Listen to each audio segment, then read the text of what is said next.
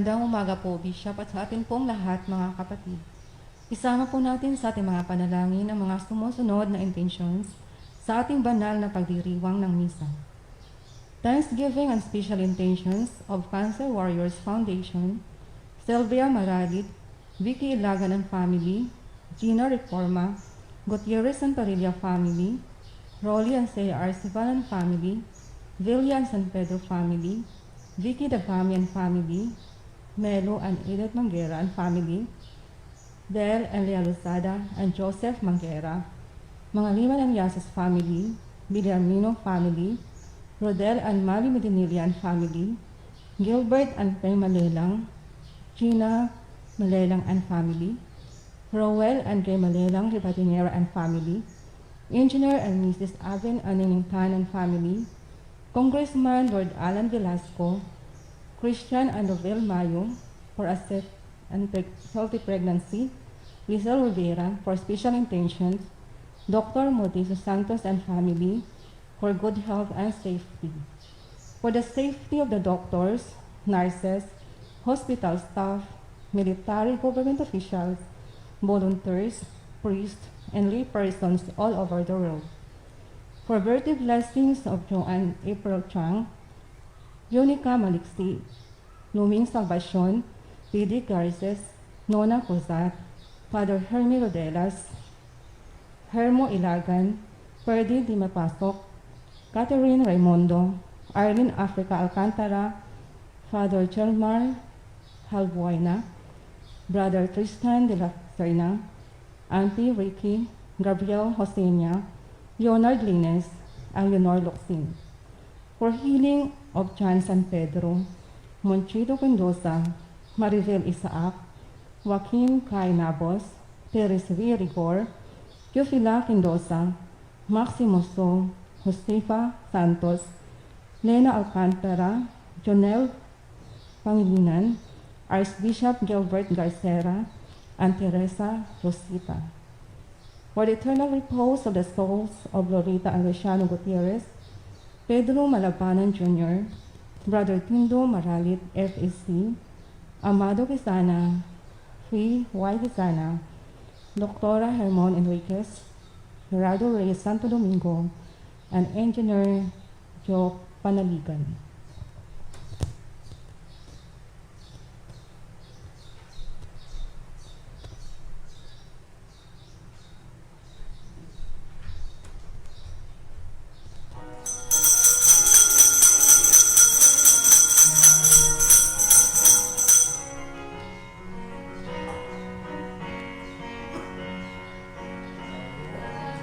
Magtipon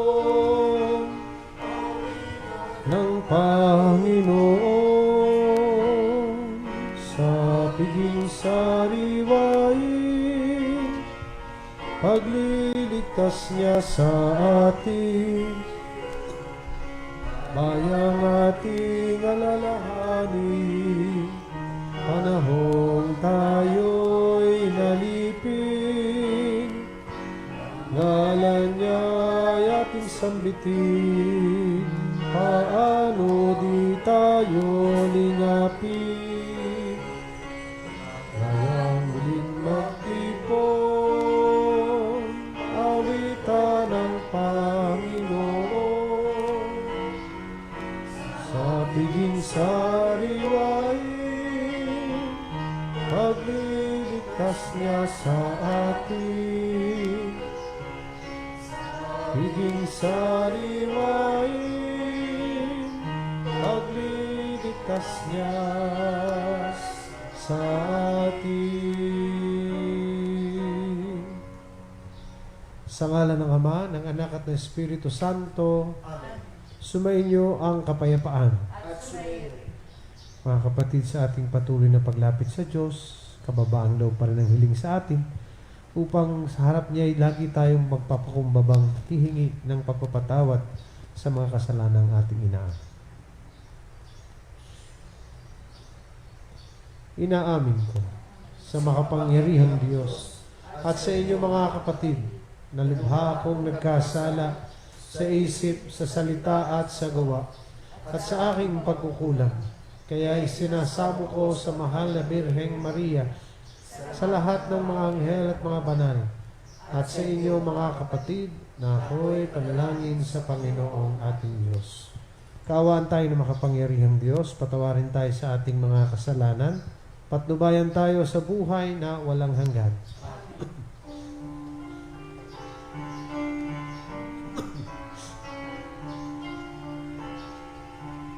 Panginoon,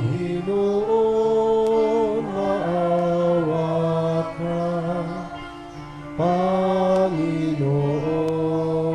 maawa ka.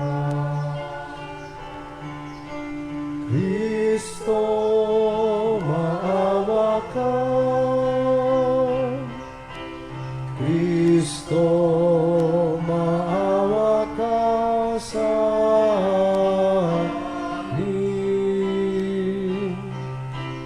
Panginoon, maawa ka.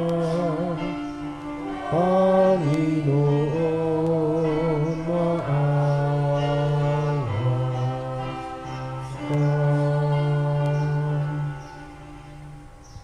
Manalangin tayo. Ama naming makapangyarihan, nililiwanagan niyo po ng inyong maaasahang ilaw ang mga naliligaw na inyong pinababalik sa daan para kayo po ay matagpuan.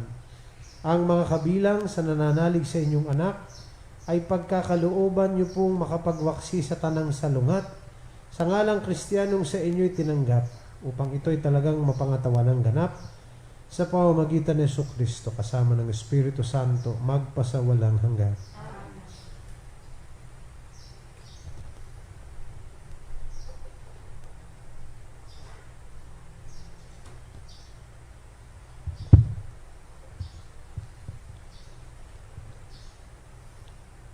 Pagbasa mula sa mga gawa ng mga apostol. Noong mga araw na iyon, pinagpala ng Diyos si Esteban at pinuspos ng kapangyarihan. Ano pat gumawa siya ng maraming himala at kababalaghan sa harapan ng madla. Nakipagtalo sa kanya ang ilang kasapi sa sinagoga ng mga pinalaya na binubuo ng mga Hudyong taga-Sirene, taga-Alejandria, taga-Cilicia at taga-Asya. Ngunit wala silang magawa sa karunungan ni Esteban na kaloob ng Espiritu Santo.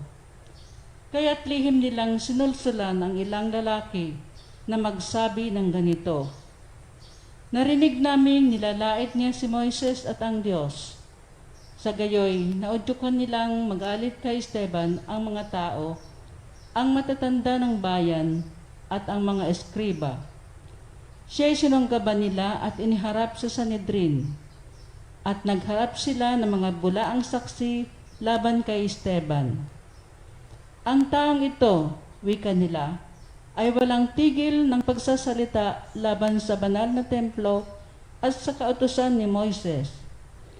Narinig naming sinasabi niya na ang templo'y gigibain nitong Jesus na taga-Nazaret na ito at papalitan ng mga kaugaliang ipinamana sa atin ni Moises. Tinitigan si Esteban ang lahat ng nakaupo sa Sanhedrin at nakita nila na ang kanyang mukha'y parang mukha ng anghel. Ang salita ng Diyos. Salamat sa Diyos. Mapalad ang sumusunod sa utos ng poong Diyos. Mapalad ang sumusunod sa utos ng poong Diyos. Kahit ako ay usigit labanan ng pamunuan, itong iyong abang lingkod sa utos mo'y mag-aaral. Ang buo mong kautusan sa akin ay umaaliw, siyang gurong nagpapayo sa lahat kong suliranin. Mapalad ang sumusunod sa utos ng poong Diyos. Pinatawad mo ang aking mga gawang kamalian. Ituro mo sa lingkod mo ang tuntunin mo at aral. Ang lingkod ay turuang masunod ang kautusan. Sa utos mong mapang-akit, ako na may mag-aaral.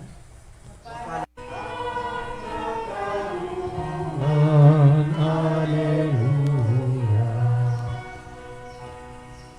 Sumainyo ang Panginoon. Ang mabuting balita ng Panginoon ayon kay San Juan.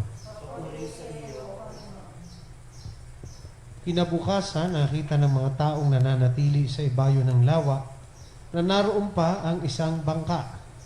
Alam nilang si Jesus ay hindi kasama ng mga alagad, sapagkat ang mga ito lamang ang sumakay sa bangka at umalis. Dumating naman ang ilang bangkang galing sa Tiberias at sumadsad sa lugar na malapit sa kinainan nila ng tinapay, matapos magpasalamat ang Panginoon. Nang makita ng mga tao na wala na roon si Jesus ni ang kanyang mga alagad, sila'y sumakay sa mga bangka at pumunta rin sa Capernaum upang hanapin si Jesus. Nakita nila si Jesus sa ibayo ng lawa at kanilang tinanong, Rabbi, kailan pa po kayo rito?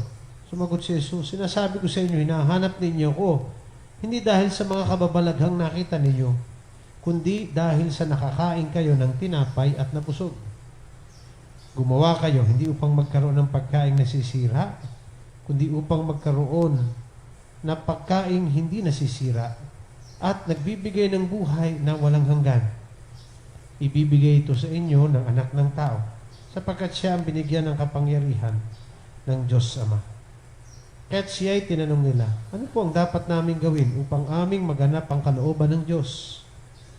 Ito ang pinagagawa sa inyo ng Diyos, manalig kayo sa sinugo niya. Tugon ni Jesus. Mga kapatid, ang mabuting balita ng Panginoon.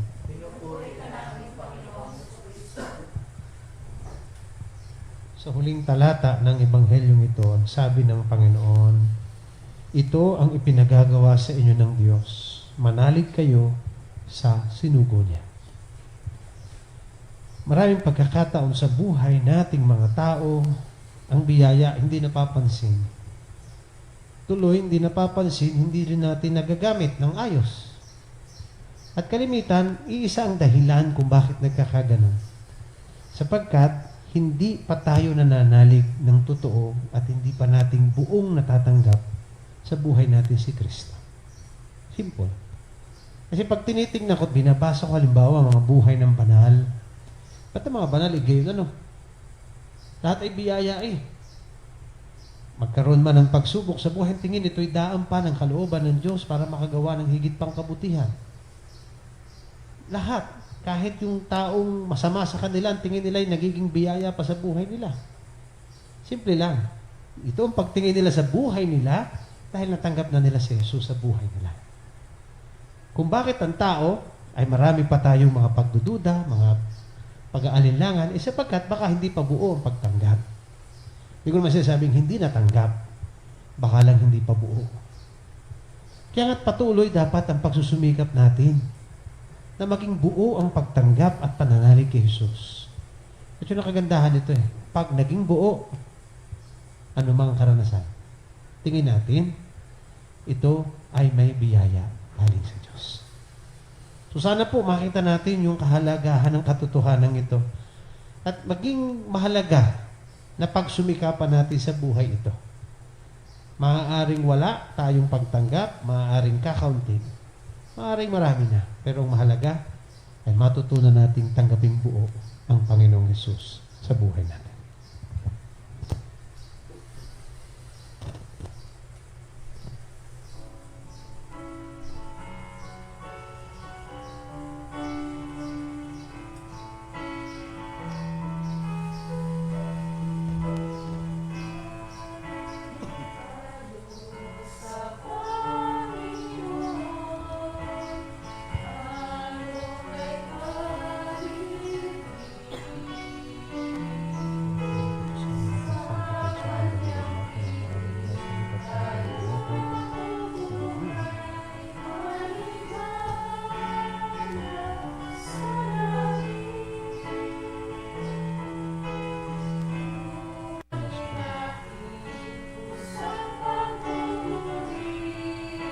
Ng inyong pagmamahal sa pamamagitan ng Espiritu sa ngalan ng Panginoon. Sana o sana sa kaitaan asa.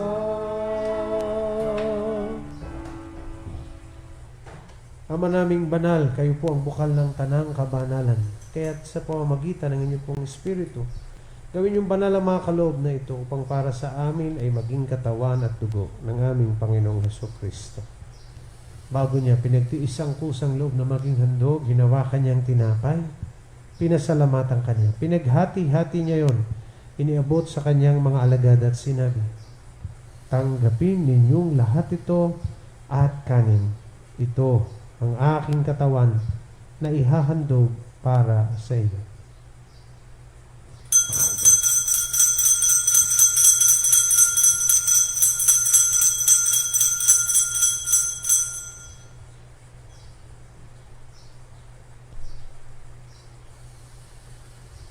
Gayon din naman, nung matapos ang hapunan, hinawakan niyang kalis, muli kanyang pinasalamatan. Iniabot niyang kalis sa kanyang mga alagad at sinabi, tanggapin ninyong lahat ito at inumin. Ito ang kalis ng aking dugo, ng bago at walang hanggang tipan. Ang aking dugo ay bubuhos para sa inyo at para sa lahat. Sa ikapagpapatawad ng mga kasalanan, gawin ninyo ito sa pag-alala sa akin.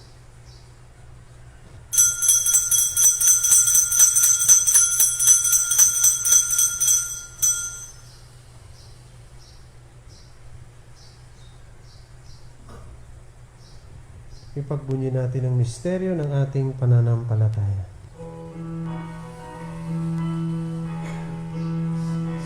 Namatay si Kristo'y nabuhay, Kristo'y babalik sa wakas ng panahon. Ama, ginagawa po namin ngayon ang pag-alala sa pagkamatay at muling pagkabuhay ng inyong anak. Kaya't iniaalay namin sa inyong tinapay na nagbibigay buhay at ang kalis na nagkakaloob ng kaligtasan. Kami po ay nagpapasalamat dahil kami inyong minarapat na tumayo sa harap ninyo para maglingkod sa inyo. Isinasamo po namin kaming magsasalo-salo sa katawan at dugo ni Kristo ay mabuklod sa pagkakaisa sa pamamagitan ng Espiritu Santo. Ama, lingapin niyo po ang inyong simbahang laganap sa buong daigdig. Puspusin niyo po kami sa pag-ibig kaisa ni Francisco naming Papa, ng lahat ng mga obispo at ng tanang kaparian. Alalahanin din po ninyo mga kapatid naming nahimlay na may pag-asang sila'y muling mabubuhay, kaya hindi ng lahat ng mga pumanaw. Kaawaan niyo po sila at patuloyin sa inyong kaliwanagan. Kaawaan niyo po at pakindapatin kaming lahat na makasalo sa inyong buhay na walang wakas. Kaisa ng mahal na Birheng Maria, na ina ng Diyos, ni San Jose na kanyang banal na esposo, kaisa ng mga apostol at ng lahat ng mga banal, namuhay dito sa daigdig ng kalugod-lugod sa inyo, may pagdiwang naman namin ng pagpupuri sa ikararangal ninyo sa pamamagitan rin ng inyong anak na aming Panginoong Hesukristo. Sa pamamagitan ni Kristo, kasama niya at sa Kanya, ang lahat ng parangal at papuri ay sa inyo, Diyos amang makapangyarihan, kasama ng Espiritu Santo, magpasa walang hanggan. Sa tagubilin ng mga nakagagaling na utos at turo ni Jesus na Panginoon natin at Diyos, ipahayag natin lahat ngayon ng buong lakas loob.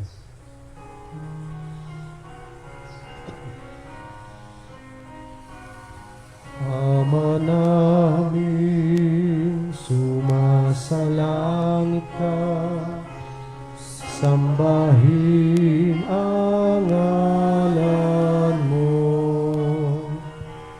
Mapasa amin ang kaharian mo, sundin ang loob mo, dito sa lupa para ng sa langit. Bigyan mo po kami ngayon ng aming kakanin sa araw-araw at patawarin mo kami sa aming mga sala para ng pagpapatawad namin pagkakasala sa amin. Huwag mo kaming ipahintulot sa tukso, at iadya mo kami sa lahat ng masama. Hinihiling namin kami adya sa lahat ng masama, pagkalooban ng kapayapaan araw-araw, iligtas sa kasalanan at ilayo sa lahat ng kapahamakan, samantalang aming pinananabikan ng dakilang araw ng pagpapahayag ng tagapagligtas naming si Hesu Kristo. Sapagkat sa iyo ang kaharian, kapangyarihan at kapulihan, ngayon at magpakailanman, ngayon at magpakailanman. Panginoong Kristo, sinabi niyo po sa inyong mga apostol, kapayapaan ang iniiwan ko sa inyo. Ang aking kapayapaan ang ibinibigay ko sa inyo. Tunghayan niyo po ang aming pananampalataya at huwag ang aming mga pagkakasala. Pagkalooban niyo po kami ng kapayapaan at pagkakaisa ayon sa inyong kalooban, kasama ng Espiritu Santo, magpasawalang hanggan. Ang kapayapaan ng Panginoon ay laging sumainyo. Magbatian tayo ngayon ng kapayapaan sa isa't isa.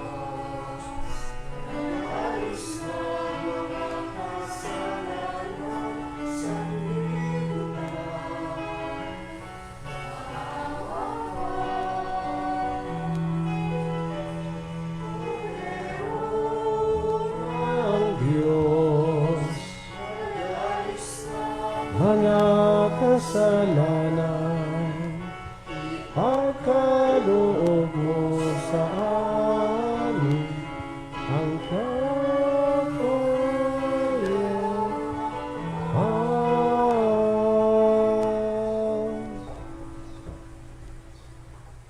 Mga kapatid, ito ang kordero ng Diyos na siyang nag-aalis ng lahat ng ating mga kasalanan. Mapapalad tayo ngayon ay kanyang inaanyayahan sa kanyang piging.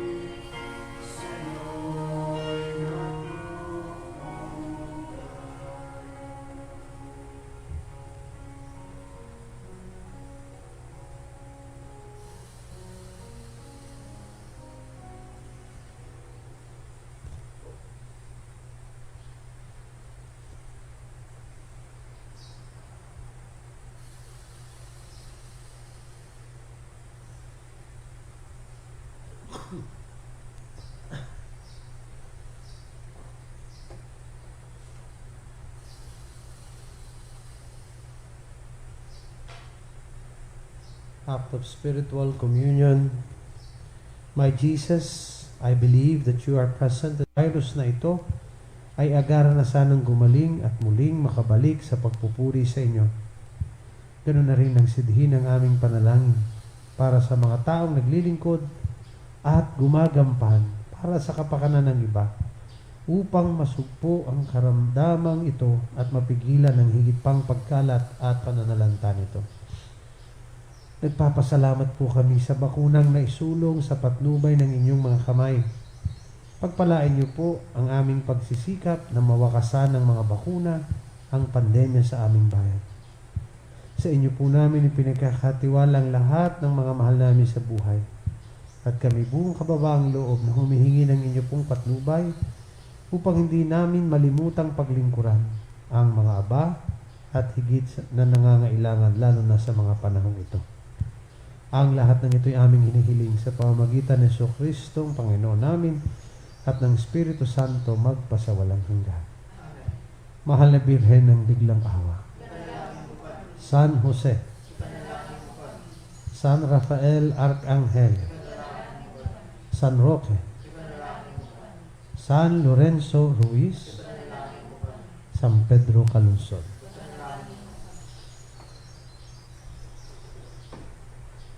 Sumainyo ang Panginoon At sumainyo at pagpalain kayong lahat ng ating mapagmahal at mapagpatawad na Diyos, Ama, Anak at Espiritu Santo. Ang banal na misya ay naihandog na. Kumayo tayo laging taglay ang mga biyayang dulot ni Kristo. Salamat sa Diyos.